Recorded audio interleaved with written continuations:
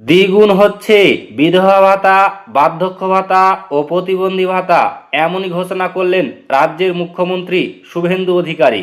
তো ফ্রেন্ডস, কত টাকা ভাতা বাড়ানো হলো এই ভিডিওতে আপনাদেরকে বিস্তারিতভাবে জানিয়ে দেব। অবশ্যই ভিডিওটি শেষ পর্যন্ত দেখবেন। তার আগে আপনাদের কাছে ছোট্ট একটি রিকোয়েস্ট করছি, আপনি যদি আমাদের এই চ্যানেলটিকে এখনও পর্যন্ত সাবস্ক্রাইব করে না থাকেন, তবে এইরকমই নতুন নতুন ভিডিও সবার আগে দেখার জন্য অবশ্যই সাবস্ক্রাইব করে নেবেন। বিধবা ভাতা, বার্ধক্য ভাতা এবং প্রতিবন্ধী ভাতা 1,000 টাকা থেকে বেড়ে 2,000 টাকা করা হলো।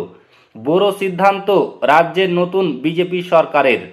রাজ্য সরকারের সূত্রের খবর, খুব শীঘ্রই একাধিক বড় সিদ্ধান্ত ঘোষণা করতে চলেছে বিজেপি সরকার। ভাতা ছাড়া একাধিক ক্ষেত্রে গুরুত্বপূর্ণ পরিবর্তন আসতে চলেছে খুব শীঘ্রই।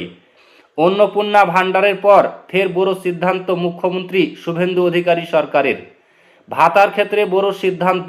এছাড়া অবৈধ বাড়িসহ ও শহরের বাইরে যারা রয়েছে তাদের ফায়ার লাইসেন্স, এনওসি নেই অথচ সেইগুলি চলছে, সেগুলিতে রাজ্য নোটিশ পাঠাতে শুরু করেছে। প্রথমে সময় দেওয়া হবে, সংশোধন করতে বলা হবে। যারা নিয়ম মানবে না তাদের বিষয়ে পরবর্তীকালে মুখ্যমন্ত্রী ব্যবস্থা গ্রহণ করবেন বলে সূত্রের খবর।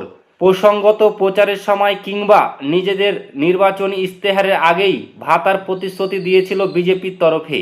এই নিয়ে জোরদার প্রচার চালিয়েছে বিজেপি নেতৃত্ব। রাজ্যে প্রচারে এসে খোদ প্রধানমন্ত্রী নরেন্দ্র মোদী ও কেন্দ্রীয় স্বরাষ্ট্রমন্ত্রী অমিত শাহ বারবার এ বিষয়ে সোচ্চার হন।